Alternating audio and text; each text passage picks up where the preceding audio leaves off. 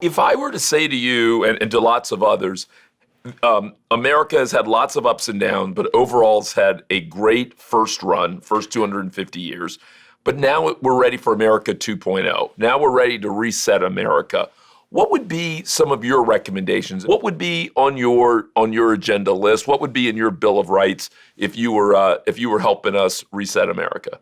I think if we were living in the time we are now, I think our forms of representation should be different. You still want a representative democracy, but 200 years ago, the way to do that is you represent by geography. I think there's interesting models. I read a lot of science fiction books. I think it's Heinlein's The Moon is a Harsh Mistress. I read it like 10 years ago. But in that, there's a civilization on the moon, and their form of democracy is more of, I have a vote.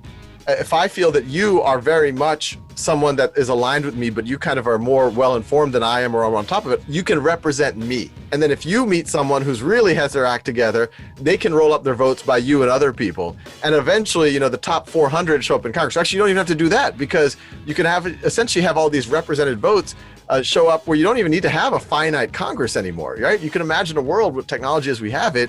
You meet on video conference and everyone can vote, but you can delegate your vote to someone else. But if all of a sudden I see that, Carlos isn't voting the way that I would like on that issue, I could take my vote from him and give it to someone else. And you could have real-time analysis of that. So that's an interesting thing to think about. Hey, tune into the Carlos Watson Show. It's like no other. You're going to enjoy it every weekday on YouTube.